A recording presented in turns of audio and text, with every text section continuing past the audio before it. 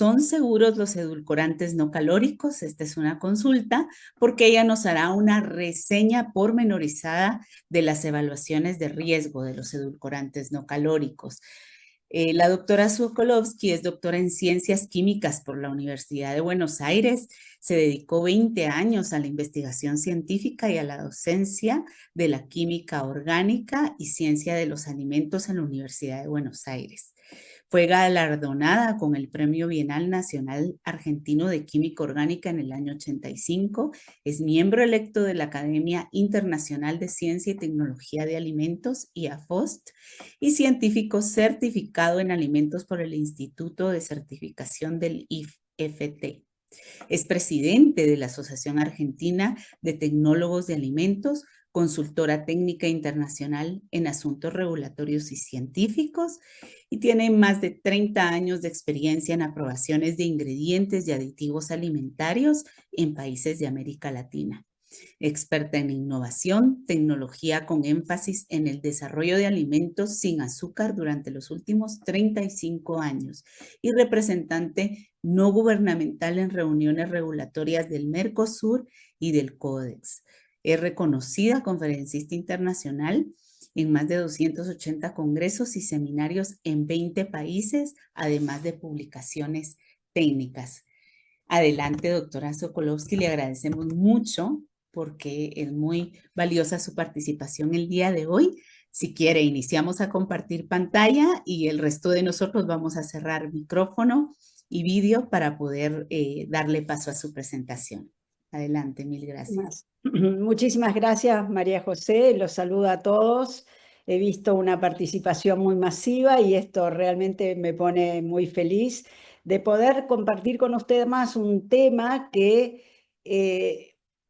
está en el tapete, digamos, está vigente, continúa siendo vigente y ha sido un tema de discusión tanto en los medios científicos como en las redes sociales. Es algo que vemos, yo diría casi semanalmente, tenemos esta, digamos, situación de noticias encontradas, noticias que muchas veces no tienen un asidero científico y que de cualquier manera aparecen con fuerza en los medios y que nos hacen dudar si estos aditivos alimentarios, que es lo que son, aditivos alimentarios que reemplazan el sabor dulce en alimentos y bebidas, son aptos para el consumo humano y sobre todo si son aptos para la población en general o tienen alguna restricción relacionada con la edad del consumidor.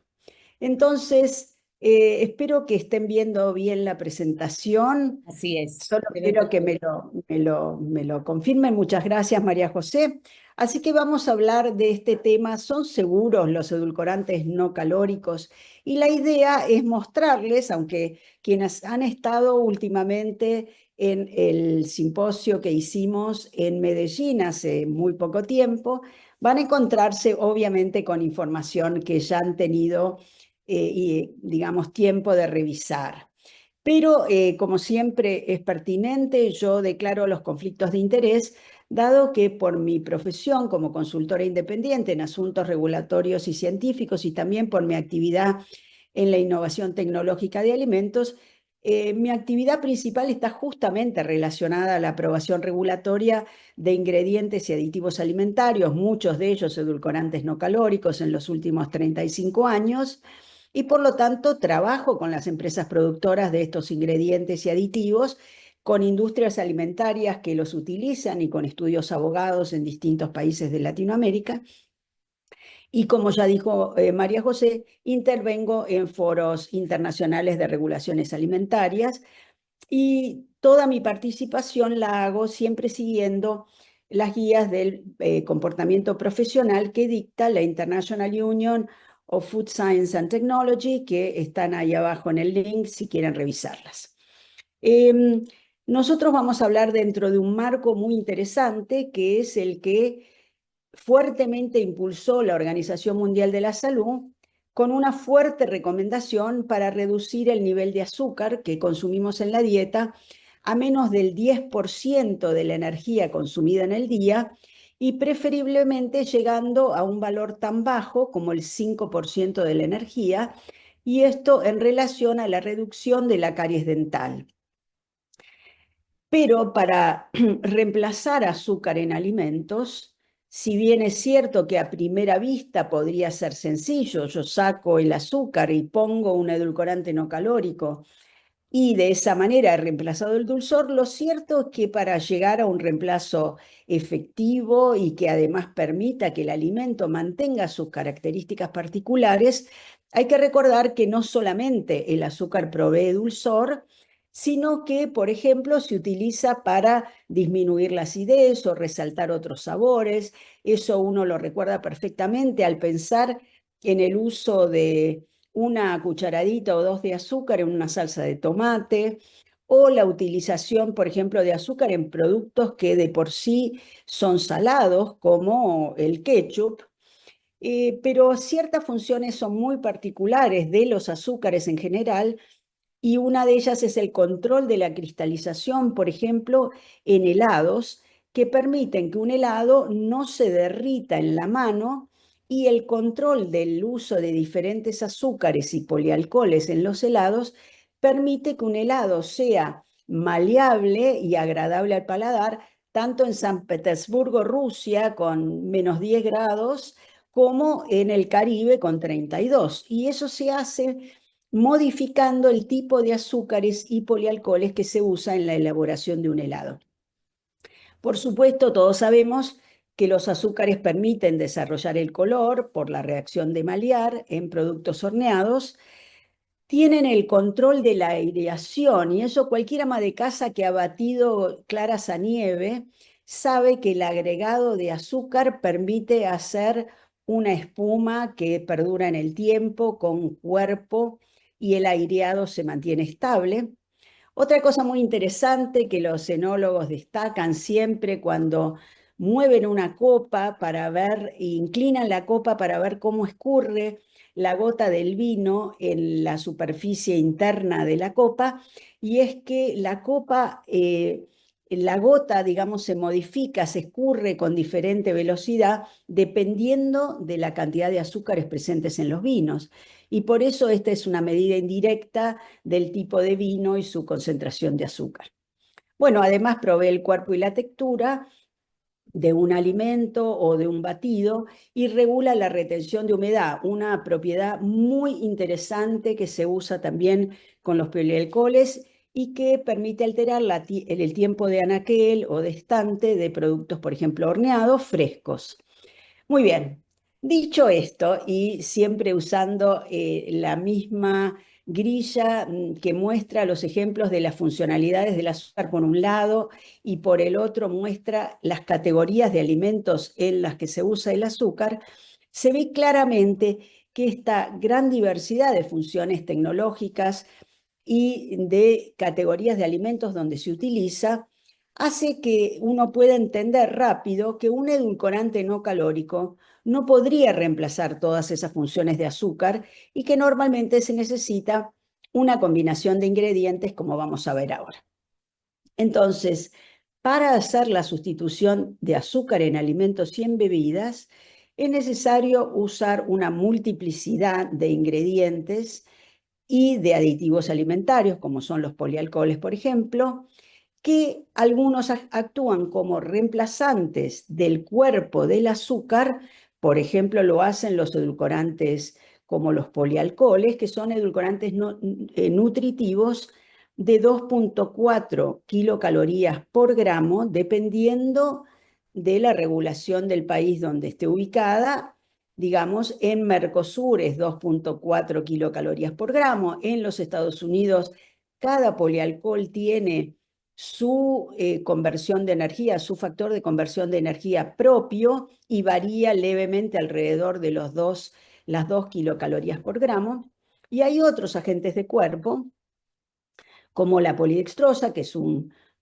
polisacárido manufacturado por el hombre, que tiene solamente una caloría, o la inulina, un polisacárido también muy complejo, de estructura compleja, de alto peso molecular, de 1,5 kilocalorías por gramo, o los fructooligosacáridos de un tamaño menor, galactoligosacáridos, isomaltoligosacáridos, y luego azúcares nuevos, en realidad existen en la naturaleza, es decir, no son nuevos, pero son nuevos disponibles en el mercado, como lo son la alulosa y la tagatosa, que no vamos a ver en este webinar y podríamos, por supuesto, verlo en otra oportunidad.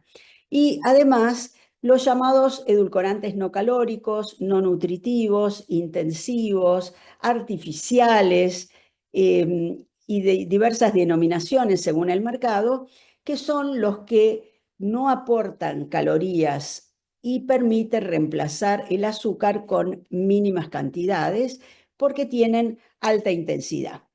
Cuando nosotros vemos las estructuras químicas de los edulcorantes no calóricos, vemos de un vistazo solamente que estos son muy diferentes en estructura. Y como tales productos químicos de muy diferente estructura química son estudiados en forma separada por las autoridades responsables de sus evaluaciones de riesgo como entidades separadas. O sea, no estudiamos la posibilidad de un riesgo potencial, como si fueran una categoría de ingredientes de estructura química similar, como por ejemplo lo son los azúcares. Entonces, dicho esto, y entendiendo que los edulcorantes no calóricos son sustancias muy distintas entre sí y que se utilizan y metabolizan en el cuerpo humano de modo muy diferente, podemos entender por qué la evaluación de riesgo de estos aditivos alimentarios, los edulcorantes no calóricos, es primordial. En realidad, todos los edulcorantes no calóricos solo tienen en común una característica, y es que con muy pocos miligramos pueden reemplazarse cantidades en gramos de azúcares. Fíjense en esta tabla, por ejemplo, el acesulfame K, que es 200 veces más intenso en dulzor comparado con la sacarosa, que se toma como el estándar de oro para fijar el patrón de dulzor. Hacen falta solamente 125 miligramos para reemplazar 25 calorías, 25 gramos o 100 calorías provenientes del azúcar, de la sacarosa o cualquier otro azúcar. Lo mismo en el caso del aspartamo. El ciclamato, un edulcorante de menor intensidad, requiere unos 800 miligramos, pero fíjense, la sucralosa requiere solamente 40 miligramos debido a su alta intensidad, 600 veces la potencia del azúcar, para reemplazar 25 gramos de azúcar. O sea, cantidades extremadamente pequeñas se utilizan en un alimento, por ejemplo, un producto horneado. Se han usado 25 gramos de azúcar para reemplazarlo. Solamente voy a utilizar 40 miligramos de sucralosa. Y en el caso de los glicósidos de esteviol, acá hay que tener digamos, un cuidado particular, porque los glicósidos de esteviol es una categoría amplia de diferentes glicósidos de esteviol que se engloban en esta denominación genérica de glicósidos de esteviol, pero que dependiendo de la estructura del glicósido particular, ribodióxido A, ribodióxido M, ribodióxido D, tendré que utilizar cantidades variables entre 80 y 125 miligramos de cada uno de ellos para reemplazar 25 gramos de azúcar. ¿Qué otra particularidad tienen en común, por decirlo de algún modo, los edulcorantes no calóricos? La particularidad que tiene es que cada uno de ellos se comporta en el paladar con un perfil e intensidad de dulzor muy diferente.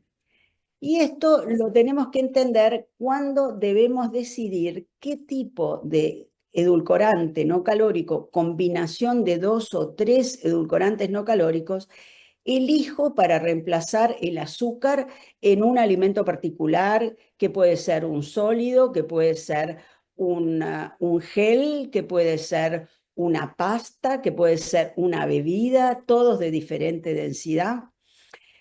Fíjense que, por ejemplo, la sacarosa, que es la curva azul, tiene una aparición en el paladar particular, tarda un cierto tiempo, unos ciertos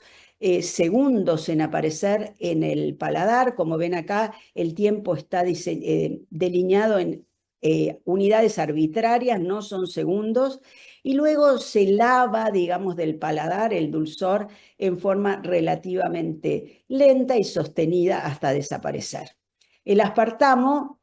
tiene una aparición más tardía con el pico de dulzor, mientras que, por ejemplo, la sacarina aparece muy tempranamente. La sacarina tiene lo que nosotros llamamos un onset rápido, una rápida aparición en el paladar. El neotame, por su lado, se lo pone en el paladar y pasan unos segundos hasta que recién siento el dulzor.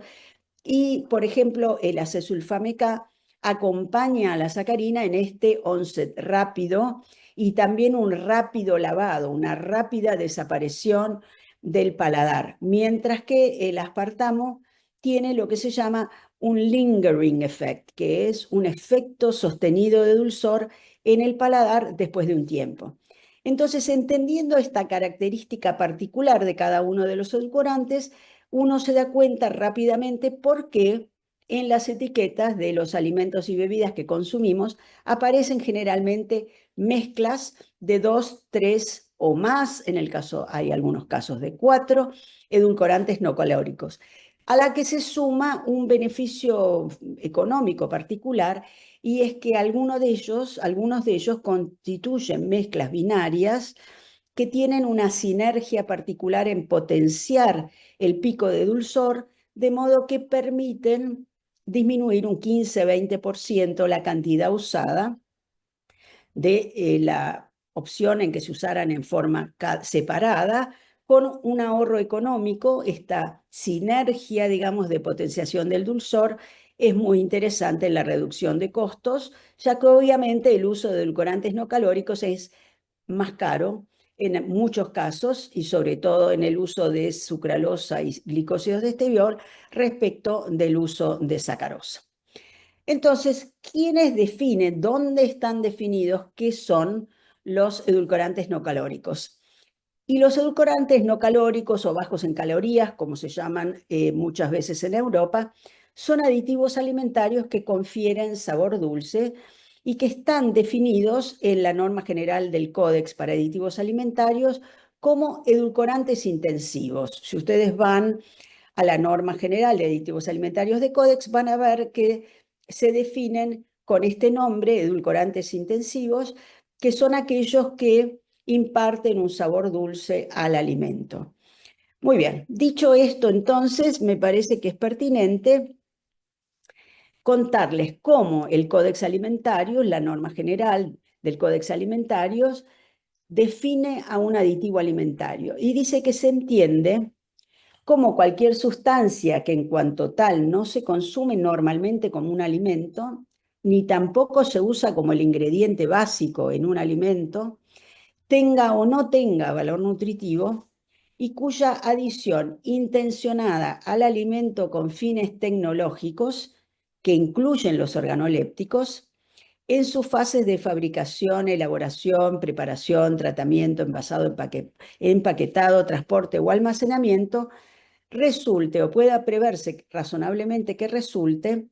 directa o indirectamente por sí mismo o sus subproductos, en un componente del alimento o un elemento que afecte a sus características. Esta es la definición del códex, y como ven, yo acá abajo he puesto un grupo de personas que van desde niños que gatean hasta adultos mayores, para indicarles que cuando Codex lista en su norma general de Codex para aditivos alimentarios un aditivo alimentario, lo hace porque este es apto para la población general. Es decir, Codex incorpora en su listado los aditivos alimentarios, que ahora vamos a ver cuál es la entidad que los evalúa en su potencial riesgo, pero una vez incorporados en la lista general del Códex, estos son aptos para la población general. Entonces vamos a ver qué organismo es el que evalúa los aditivos alimentarios que van finalmente a terminar incorporados en la lista general de aditivos alimentarios de Códex, y va a ser después adoptada por los distintos países. Y esta esta entidad es el Comité Mixto de FAO y de la OMS de expertos en aditivos alimentarios. Es muy interesante entender en la línea de tiempo que el JECFA, así lo llamamos, que es este Comité Internacional de Expertos Científicos que administra conjuntamente la FAO y la OMS, existe desde 1956, antes de que se creara la Comisión del Códex Alimentarios. Y esto es muy pertinente porque surge como una necesidad de evaluación de riesgo de todos los ingredientes y aditivos utilizados en la industria de la alimentación, por cuanto la primera mitad del siglo XX fue, digamos, una etapa donde se cometieron muchísimos fraudes en alimentos, como se habían cometido en siglos anteriores, y se vio la necesidad de poner una entidad, digamos, armonizada y controlada por FAO y por la OMS para hacer la evaluación de riesgo. Entonces, el mandato del JECFA que recibió de la OMS y de FAO es que tiene que elaborar los principios para evaluar la inocuidad y cuantificar los riesgos de los aditivos alimentarios. El JECFA es quien realiza las evaluaciones toxicológicas y establece las ingestas diarias admitibles o IDA y también las ingestas tolerables para la exposición crónica, así como otros valores de referencia para la exposición aguda, en el caso de, por ejemplo, restos de medicamentos veterinarios, de lo cual también se ocupa el JECFA, restos de contaminantes, para lo cual hay también una entidad particular.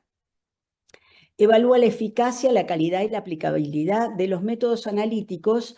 para justamente determinar la presencia de estos aditivos alimentarios cuando se venden como tales, el caso de glutamato monosódico, o cuando están presentes en alimentos y bebidas, de modo que deban determinarse dentro del alimento o la bebida.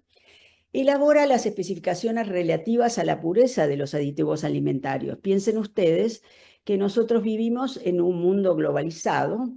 donde los aditivos alimentarios no son producidos en cada país del mundo y por lo tanto se exportan desde los productores a los países del mundo que los utilizan y debe poder ser inspeccionados o evaluados con criterios comunes, de modo que sean las especificaciones de pureza de los aditivos lo que le permitan a un elaborador en Europa o en Colombia elegir el aditivo alimentario que cumpla las especificaciones que fijó el JECFA. Y además, muy importante, evalúa la exposición de la exposición a estos aditivos alimentarios, como lo decía la diapositiva anterior, en las poblaciones de diferentes edades, de diferente, digamos, antecedente étnico, diferentes estados de salud. Es decir, evalúa la ingesta dietaria potencial de las poblaciones que van a ser consumidores de estos aditivos alimentarios. Este es el grupo de científicos que se reunió en Japón el año pasado, en el 2023, y que hizo las evaluaciones de riesgo, que vamos a ver ahora cuáles son las publicaciones que emitieron. Digamos, en la última porción de evaluaciones de riesgo, estos expertos son llamados, hay un llamado a expertos, hay una lista de estos expertos disponibles, todos ellos realizan funciones por las que no cobran, solamente reciben los, digamos, los gastos particulares por las reuniones que son presenciales. Muy bien. Entonces, vamos a la próxima diapositiva que nos permite saber cómo funciona el JECFA, cómo le llegan al JECFA los pedidos de evaluación de nuevos aditivos alimentarios. Piensen ustedes que todo esto sale de la Comisión del Códex Alimentarios, que es quien establece los temas y prioridades a tratar, que son además alimentados por los Estados miembros de la OMS y de la FAO,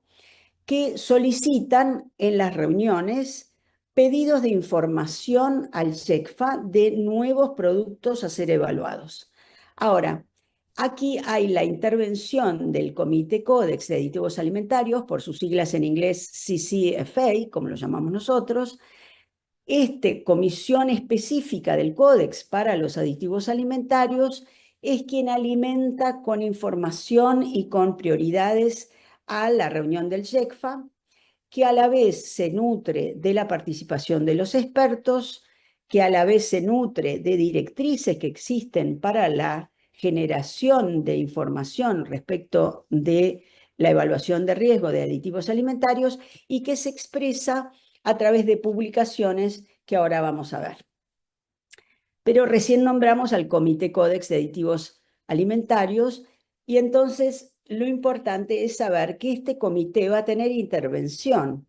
Una vez que el JECFA haya determinado que el aditivo alimentario en cuestión ha pasado con, digamos, de forma positiva la evaluación de riesgo, le toca entonces al Comité Códex de Aditivos Alimentarios establecer o aprobar los niveles máximos de uso permitidos, por ejemplo, para los edulcorantes no calóricos individuales en cada una de las categorías de alimentos en los que se pueden usar. Además, también es el Comité Códex de Aditivos Alimentarios quien prepara las listas prioritarias para la evaluación de riesgo por parte del JECFA, asigna las clases funcionales a los aditivos en general o a los edulcorantes no calóricos individuales, es decir, puede además decidir que el edulcorante no calórico es también un exaltador de sabor. Recomienda las especificaciones de identidad y pureza, considera los métodos de análisis para la determinación del aditivo alimentario en particular en los alimentos en los que se utiliza y elabora las normas o códigos con temas relacionados como el etiquetado para el caso de los edulcorantes no calóricos cuando se venden como tales, por ejemplo, en el caso de que se vendan como edulcorantes de mesa. Y también es importante saber que la reunión se hace una vez al año en China y que durante la pandemia se reunieron en forma virtual, aunque ahora ya se han retomado las reuniones en China. Entonces, veamos la película completa, porque a veces nosotros tendemos a pensar que nuestros países, Argentina, Colombia, Brasil, realizan las evaluaciones de riesgo de los aditivos alimentarios permitidos en esos países. Pero lo cierto es que hay un paraguas internacional donde el JECFA realiza las evaluaciones de riesgo. FDA, por su lado, también realiza evaluaciones de riesgo particulares porque tiene un sistema diferente de evaluación de aditivos alimentarios con una sección de aditivos alimentarios que se aprueban o se clasifican como GRAS o Generally Recognized Safe y otros que pasan por la evaluación de riesgo de aditivos más exhaustiva. También la Autoridad de Seguridad Alimentaria Europea, EFSA,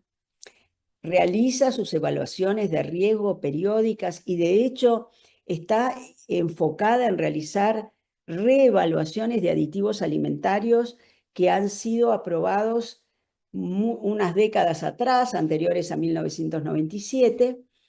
y es esa información que nutre las entidades regulatorias nacionales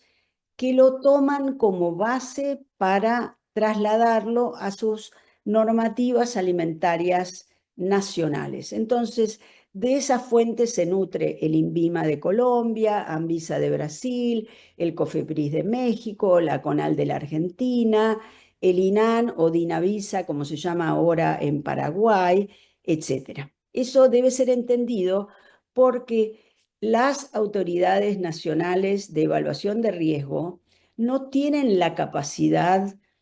no digo intelectual, sí la tienen, pero no tienen la estructura para hacer evaluaciones de riesgo de un aditivo alimentario desde el comienzo, aunque sí hemos visto incorporaciones particulares en países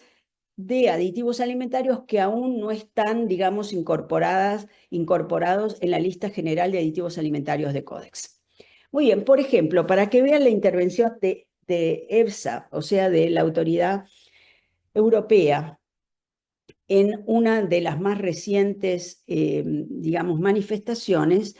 EFSA reevaluó la sacarina y sus sales de sodio, potasio y calcio. Últimamente, en septiembre, publicaron el informe. Este informe hizo que, digamos, puso de manifiesto que se revisaron toda la totalidad de la evidencia disponible, analizando los efectos a corto y largo plazo de sacarina, y concluyeron que la sacarina es segura, y no solo eso, sino que aumentaron su ingesta diaria admisible de 5 a 9 miligramos por kilo de peso corporal por día, cuando, digamos, ya había habido, obviamente, evaluaciones de JECFA de las sacarinas y sus sales, y había permanecido constante el valor de la ida en 5 miligramos por kilo de peso por día. Esto ha sido recientemente publicado, de modo que le corresponderá a aquellos países que quieran incorporar este nuevo IDA modificar sus normativas particulares. Ahora, la pregunta es, nosotros decimos siempre que JECFA evalúa el nivel de uso seguro de un aditivo alimentario, y la pregunta es, ¿qué es lo que requiere el JECFA del elaborador o creador o inventor del nuevo aditivo alimentario? ¿Qué le pide al dossier que se presenta para que JECFA tenga la información necesaria para evaluarlo? Bueno, estos son los estudios que más frecuentemente se le solicita al elaborador del aditivo alimentario para hacer la evaluación de riesgo por parte del JECFA. Fíjense, se le requieren estudios genéticos, diversos estudios en bacterias, en células de mamíferos, con filtros para cancerígenos potenciales. Obviamente se le requiere que se haya estudiado el metabolismo del aditivo alimentario para definir los metabolitos activos posibles, potencial para la acumulación en el cuerpo humano, diferencias entre especies comparadas con humanos. Se requieren estudios agudos de corto plazo, de subcrónicos y crónicos, en animales obviamente, para poder establecer lo que nosotros llamamos el nivel de riesgo no observado, el NOAEL, y que luego permite establecer la ingesta diaria admisible. Se le pide estudios reproductivos con hasta por lo menos tres generaciones de animales de laboratorio, para estudiar qué ocurre antes, durante y después de la reproducción, y ver si hay algún efecto sobre el desarrollo fetal o neonatal. Y se requiere lo que nosotros llamamos el ADME, la absorción, metabolismo, distribución, excreción en humanos, con compuestos marcados que, por supuesto, se utiliza en cantidades sumamente pequeñas. Entonces, con estos estudios que acabamos de describir, el ADME, los estudios a corto y largo plazo, los estudios de mutagenicidad, carcinogenicidad, reproducción y los estudios para confirmar el ADME, lo que se hace es establecer, con cantidades crecientes que se administran a los animales de laboratorio, se establece el NOAEL, o bien, como nosotros lo llamamos en castellano, la dosis que no muestra un efecto adverso. Este NOAEL es lo que se fija para después hacer el cálculo del IDA, de modo que se divide al NOAEL por un factor de seguridad de 100, que en realidad es dividir el NOAEL 10 veces para obtener una dosis 10 veces menor, para tomar en cuenta la diferencia entre distintos animales de laboratorio, y una división nuevamente de 10, o sea, 100 veces menor que el NOAEL, para establecer la dosis en humanos. De modo que entre el NOAEL, la dosis observada de no riesgo, donde no aparece ningún efecto adverso, al IDA, que es la cantidad recomendada para uso en humanos por kilo de peso corporal por día, hay una cantidad de 100 veces, hay un colchón de 100 veces, de modo que el IDA no representa el umbral entre el riesgo y la inocuidad. ¿Y eso qué quiere decir? Digamos, traducido, quiere decir que si uno llegara a consumir una cantidad mayor que el IDA un solo día de su vida o algunos días por semana, no hay posibilidad de riesgo alguno. Porque además debemos que recordar que no solamente fijamos el nivel de afecto adverso no observable y la IDA, sino que se fija una ingesta diaria estimada, es decir, que el YECFA estudia cuál es la cantidad del aditivo agregada a los alimentos, suponiendo el reemplazo total de azúcares y tomando en cuenta que una persona va a consumir todas las categorías de alimentos en las que se permitió el uso de ese aditivo en el percentilo 90, es decir, solo va a consumir, en el caso de edulcorantes no calóricos, alimentos y bebidas que contengan edulcorantes no calóricos durante todo el día. Entonces, recordamos cómo se define la ingesta diaria admitida, que es la estimación efectuada por el YECFA de la cantidad del aditivo alimentario expresada en relación con el peso corporal que una persona puede ingerir diariamente durante toda la vida sin ningún riesgo apreciable a la salud. Y como recordamos antes, la evaluación es válida para todos los grupos poblacionales y además el IDA se mide en miligramos de la sustancia por kilo de peso corporal por día, es decir, toma en cuenta niños de 10 kilos, adultos de 70. Muy bien, pasemos entonces a otra información de ingesta diaria admitida no especificada, de la que a veces no se habla con tanta frecuencia y que son estos aditivos alimentarios cuyo uso histórico es tan conocido y forman parte de los alimentos tradicionales de la dieta. Nos referimos al ácido acético, al ácido acítrico, que el ser humano ha consumido, si bien es un aditivo alimentario, lo ha consumido en forma constante durante, digamos, los años en que el ser humano existe a través de alimentos. Estos son los llamados aditivos GMP en inglés o BPF, buenas prácticas de fabricación en castellano, y aparecen listados en una sección diferente en la lista general de aditivos alimentarios del Códex. Entonces, ténganlo presente cuando vayan a buscar y quieren hacer un alimento, quieren ponerle un aditivo alimentario y van a buscar las dosis de uso en alimentos en las distintas categorías. Y además hay que recordar que el Códex establece en la norma general que la dosis máxima de uso de un aditivo alimentario es la concentración más alta de este respecto de la cual la Comisión del Códex Alimentarios ha determinado que es funcionalmente eficaz en un alimento o categoría de alimentos y ha acordado que es inocua. Es decir, nadie usa un aditivo alimentario en cantidades superiores a la dosis máxima de uso y todo el mundo usa aditivos alimentarios de modo de que se cumpla la función para la cual se usa en la mínima cantidad posible, porque además debe existir la necesidad tecnológica y debe existir un beneficio en el alimento para que se use. Y no tiene ningún sentido usar en cantidades mayores un aditivo alimentario. Eso es una fantasía que yo muchas veces escucho. Pero ¿cómo sé yo que no han usado una cantidad excesiva del aditivo alimentario?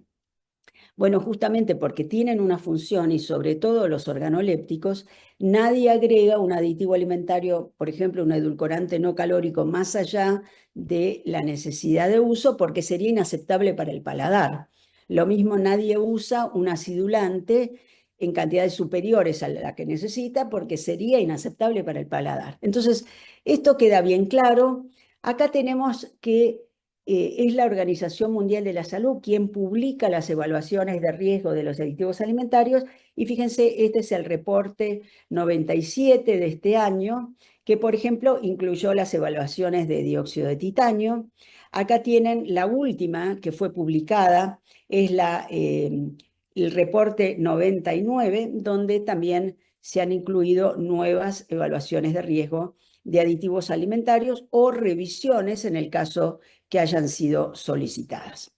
Muy bien. Recuerden además que cada año, este es solo un ejemplo,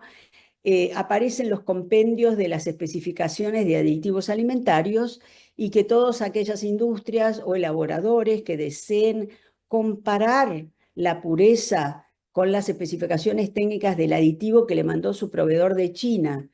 con las que tiene el compendio de especificaciones de el JECFA, podrá saber si está comprando un producto de la calidad que espera.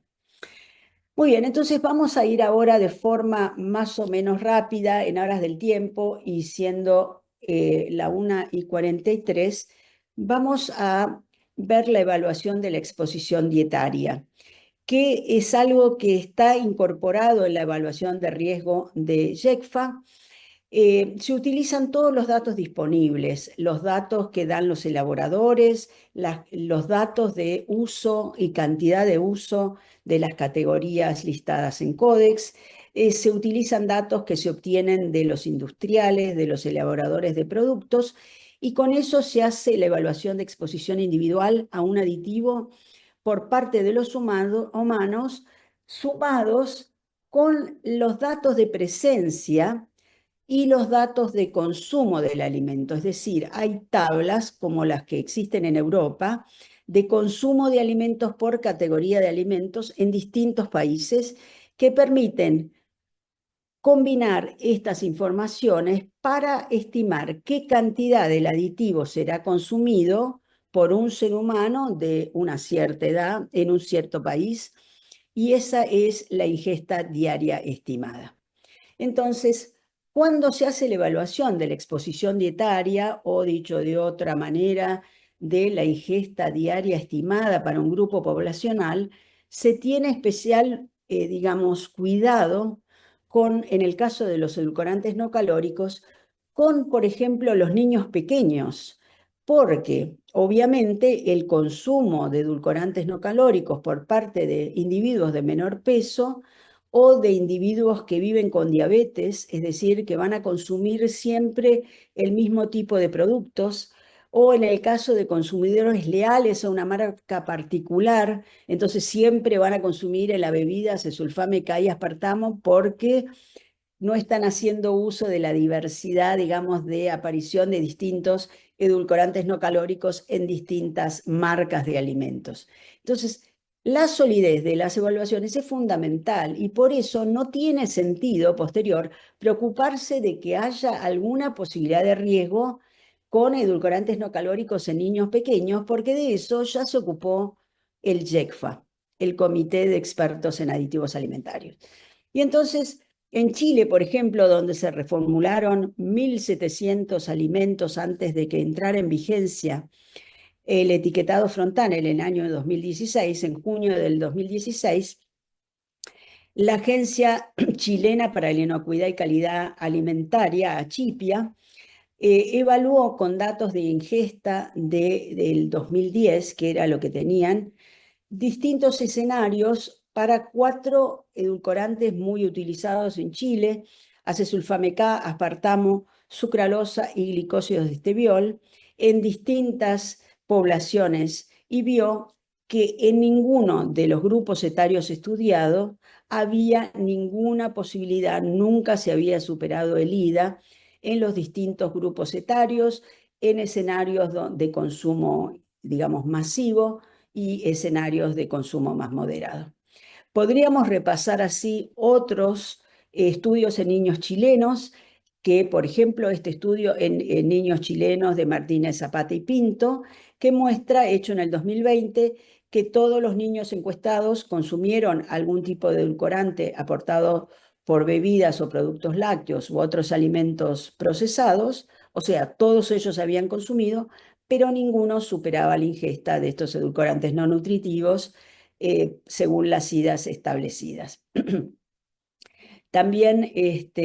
tenemos estudios publicados por Rebolledo, Reyes y Popkin, también referido al estudio de consumidores en Chile, y por el caso particular de la intensa reformulación, También se vio que ninguno de esos niños superaba el IDA. El estudio también está publicado en el 2022 y podemos seguir con otros estudios que se han publicado de otros países, pero en aras del tiempo vamos a pasar al ELANS, el Estudio Latinoamericano de Nutrición y Salud, que por ejemplo es súper importante porque estudió la población argentina de adultos y adolescentes, una muestra representativa muy importante, y encontró que solamente, por ejemplo, el consumo promedio de sacarina era del 8,4% de la ida, la sucralosa no superaba el 0,3% de la ida, aspartamo y acesulfame K en 3,2 y 2%. Es decir, que aún en poblaciones donde se consume en forma frecuente, la ida no es superada. Y esto se entiende porque ya hemos tomado en cuenta esa misma posibilidad cuando fijamos el IDA conociendo la ingesta potencial que proviene de JECFA. Un estudio interesante que ha estudiado lo mismo en poblaciones europeas, en Nutrients, publicado en el 2018, vale la pena ser revisado, pero por ahora vamos a ir directamente a las consideraciones que muestran que la evaluación del JECFA es eficiente, es correcta. ¿Por qué? Primero, cuando se aprueba el uso de un edulcorante no calórico, se aprueba en una enorme cantidad de categorías de alimentos. Por ejemplo, el aspartamo fue aprobado para uso en 100 categorías de códex de alimentos, pero solo se usa en 25, de modo que la estimación de la ingesta potencial se hizo sobre una base de categorías muy grande que efectivamente no se consumen en la práctica. Las estimaciones de ingesta son sumamente conservadoras y cuando se hacen, supone que se va a usar el nivel máximo permitido de ese aditivo en miligramos en todos los alimentos. Y muchas veces se usa en cantidades mínimas, menores al nivel máximo. Además, uno siempre supone que se van a usar los edulcorantes solos y muchas veces, como hablamos, se usan en combinación, de modo que ahí hay una sinergia que permite disminuir hasta el 20% el uso de cada uno de ellos. Y entonces, con base en todos estos puntos y considerando que las estimaciones son muy conservadoras, ya se sabe desde el inicio que no se va a superar el IDA. O sea, si bien es cierto que tiene sentido hacer reevaluaciones periódicas, lo cierto es que los resultados en la práctica muestran que efectivamente el IDA no se supera. Entonces, bueno, dicho esto, ya tenemos que en general los estudios no plantearon ninguna preocupación respecto de que se supere el IDA, que en países de Latinoamérica, donde se ha reformulado extensamente debido justamente a los sellos de advertencia expuestos obligatoriamente en el etiquetado frontal, se corrobora que el consumo es seguro, que no hay efectos sinérgicos. Esta es otra cosa muy preguntada. ¿Cómo sé yo que no hay interacción metabólica entre dos edulcorantes no calóricos? ¿Cómo sé yo que no hay efectos sinérgicos que hagan que se modifique de algún modo? Bueno, el estudio metabólico ADME garantiza que cada uno se metaboliza por una ruta metabólica diferente y no hay efectos en metabolismo. Sin embargo, es importante seguir monitoreando la ingesta diaria para confirmar que no se supere el IDA. Vamos a ver ahora muy rápidamente dos cuestiones que me pareció importante destacar. El hecho de que el 15 de mayo del 2023 la OMS hizo una recomendación condicional de que no se utilicen los edulcorantes no calóricos como medio para lograr el control del peso corporal o para reducir el riesgo de enfermedades no transmisibles. O sea, acá lo que tenemos es una recomendación de que no se utilicen como un anoréxico, como un medicamento. O sea, pensar que sustituir en un alimento el azúcar con el propósito de restaurar el sabor dulce pueda contribuir al descenso del peso corporal se ve únicamente cuando el comparador es azúcar. Es decir, si yo dejo de consumir azúcar, es el efecto de dejar de consumir azúcar lo que puede terminar en una disminución del peso corporal, pero nunca si el comparador es agua, porque a los efectos prácticos consumir una bebida con edulcorantes es idéntico a consumir agua, digamos, sola. Entonces, la recomendación es de baja certeza en general, si bien fue tomada en algunos casos como que debía restringirse el consumo y hubo mucha prensa mal informada, lo cierto es que existe una evidencia de baja certeza en general y el uso de edulcorantes sigue siendo seguro con el propósito para lo cual fueron creados de permitir consumir alimentos con sabor dulce en ausencia o en reducción de azúcares en alimentos y bebidas. Si bien la guía, dice la guía en forma textual, está dirigido a una amplia audiencia involucrada en el desarrollo, diseño e implementación de políticas y programas en nutrición y salud pública, los estudios son de baja certeza, mayormente observacionales que no demuestran causalidad y en realidad no debería ser aplicada para ninguna política ni implementación de políticas de nutrición y salud pública, por cuanto, como hemos visto, los edulcorantes no calóricos son seguros para la población general y en el caso particular de la evaluación de aspartamo, que también causó algún, digamos, ruido mediático cuando la Agencia Internacional de Evaluación del Riesgo para el Cáncer, IARC, clasificó al aspartamo como del grupo 2B, es decir, posiblemente carcinogénico en humanos, lo que hizo el IARC fue solamente evaluar el peligro. Y la manera de moderar el peligro es establecer una dosis de consumo. De eso es que en la misma fecha el JECFA reafirmó el IDA del aspartamo de 40 miligramos por kilo de peso corporal por día y ya había realizado 3 revisiones del aspartamo sin que hubiera ningún cambio en la evaluación de riesgo. Además, en base a este gráfico, les pido que recuerden que la clasificación del IARC solamente da no la potencialidad de que el peligro ocurra, que es lo que nosotros llamamos riesgo, sino del peligro como tal. Y que en el grupo 1 se encuentra, por ejemplo, el vino y nadie ha prohibido el consumo de alcohol, que por supuesto es muy pernicioso para la salud. Sin embargo, las bebidas alcohólicas se venden, pero se pide moderación en el uso y que el grupo 2, por ejemplo, el grupo 2A, incluye a las carnes procesadas y que en el grupo 2B recién está incluido el aspartamo, con lo cual ustedes pueden perfectamente darse cuenta que es la moderación en el consumo y en el caso de los edulcorantes, el consumo dentro de la IDA establecida para cada uno de ellos, lo que garantiza la inocuidad del consumo de edulcorantes no calóricos. Con esto y habiéndome pasado realmente de el tiempo que me habían permitido, dejo de compartir la presentación y quedo abierta para contestar las preguntas y les agradezco muchísimo a todos la atención. Muchas gracias, doctora.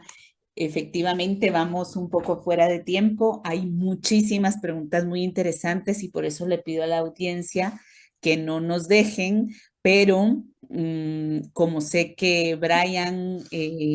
nos delegó tiempo y tiene que quedarse hasta una hora límite, el doctor Cabañari, entonces lo que voy a hacer es que vamos a abordar la siguiente presentación de inmediato.